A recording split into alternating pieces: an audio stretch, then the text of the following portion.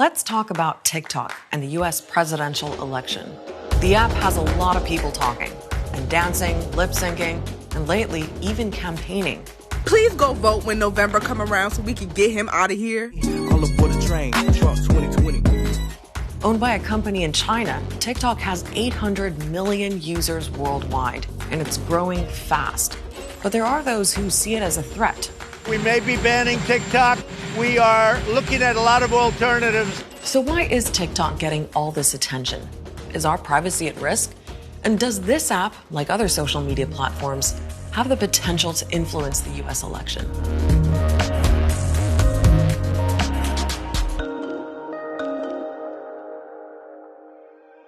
Let's be clear. Facebook is still the biggest and most valuable social media company in the world.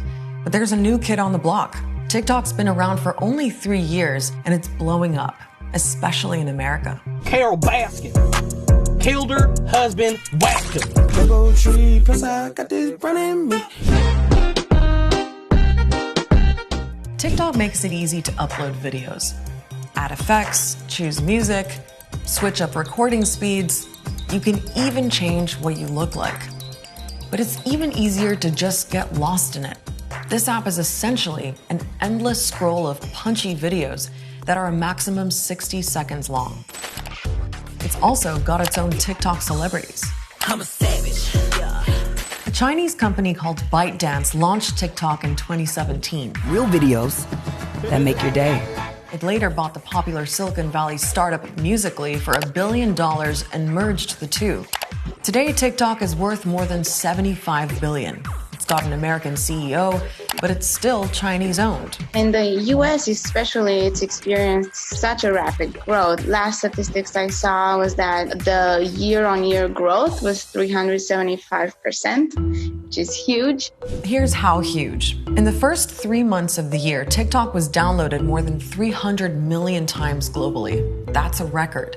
But in terms of overall monthly active users, it's still behind Facebook's more than 2 billion, but way ahead of Twitter and Snapchat.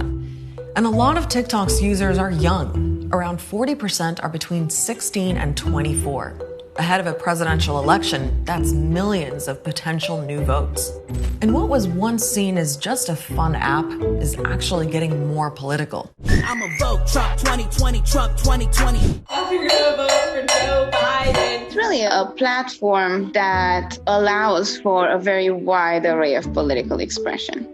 So yes, there's the activist content, but there's also a lot of conservative political content. And it's gone beyond just posting political views. In the last year, TikTok has demonstrated its power to mobilize. Hashtags help. They make TikTok content searchable and easier to go viral. That's what happened in May during the protests over the killing of George Floyd by police. TikTokers have also been credited with using the app to pull off some pretty big pranks. Just before a Trump rally in Tulsa, Oklahoma, thousands of Korean pop music fans had the idea of reserving free tickets without showing up. And the message went viral on TikTok. I recommend that all of those of us that want to see this 19,000 seat auditorium barely filled or completely empty, go reserve tickets now and leave him standing there alone on the stage. What do you say? It definitely looked like they pulled it off. The Trump campaign said TikTokers and K-pop fans weren't the reason, though they did acknowledge thousands of fake phone numbers were registered. Generation Z, et cetera, are wielding social media and mobilizing it. And I think part of it is just they have been on social media pretty much their entire lives. Some argue that these types of political movements are able to snowball because TikTok feeds you what you want to see and hear. The algorithm collects mountains of data on videos you like and users you follow, and it uses that data to create TikTok's homepage that's called For You. It's a hyper-personalized loop of videos it thinks you might like. You as a company, you want a user to spend as much time on your platform as possible. And the way you do that is you create an experience that is enhanced by your own likes. But once a social media platform gets this popular, people notice its power, starting with that echo chamber and its potential to perpetuate hateful or inaccurate content. The prejudices, the sort of perpetuation of conspiracy theories, the online space, it's a way to amplify it.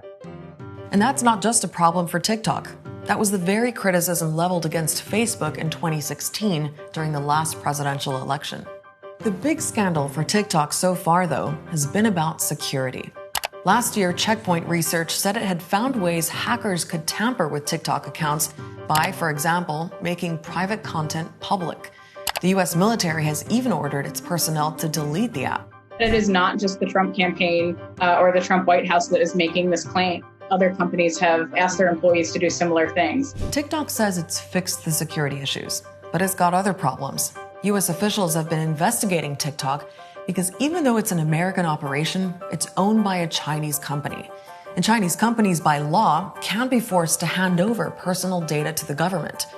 Now, TikTok denies all of this and insists the data is private, secure, and stored on servers in the U.S. But the Trump administration is now considering a ban. The Trump campaign even took out Facebook ads to get supporters to sign a petition. Would you recommend that people download that app on their phones tonight, tomorrow, anytime currently? Only if you want your private information in the hands of the Chinese Communist Party. Now, it's unclear if the U.S. can actually ban the app, or if there's truth to reports that a U.S. company is trying to buy TikTok, which would sever Chinese control. But the prospect of a ban was enough to get its users riled up. Now, I don't think it's a coincidence after Tulsa was a flop. Out of the blue, now suddenly you want to go ahead and ban TikTok? A bunch of TikTokers flooded the Trump campaign's mobile app with bad reviews. If an app gets underneath 1 star, Apple will actually delete the app. So let's delete that thing. So aside from all the pranks, the hype, and the concerns, TikTok's expected to be a real player in this election. Because while older Americans in swing states won Trump the presidency in 2016, this year there are many more young voters. A third of the electorate are millennials, and some studies suggest they tend to skew Democrat. That's a lot of votes, if they show up, that is.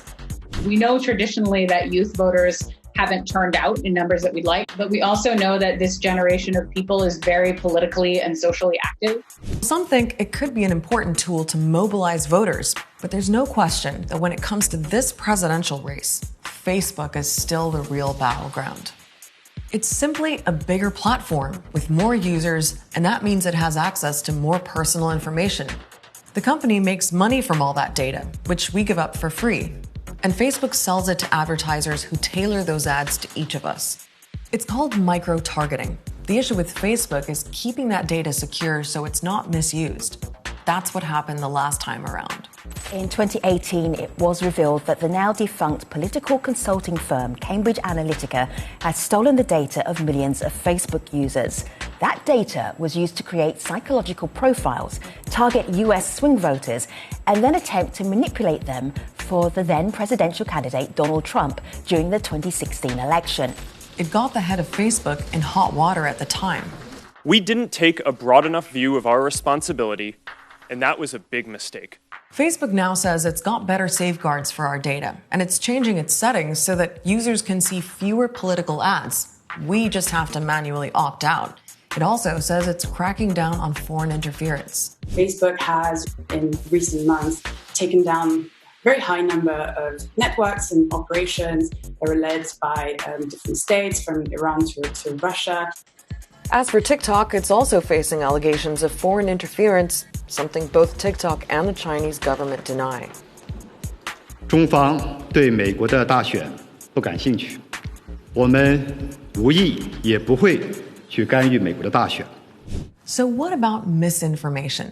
Content that's just plain wrong. Ahead of the elections, the pressure is piling on social media companies to do more, to step in and take down fake or misleading posts. Facebook's facing most of the heat.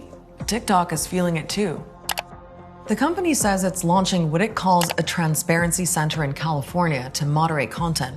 It's blocked a bunch of hashtags linked to the QAnon conspiracy movement, and it's also been taking down inaccurate videos, like this one of Joe Biden appearing to endorse Trump. We can only re-elect Donald Trump.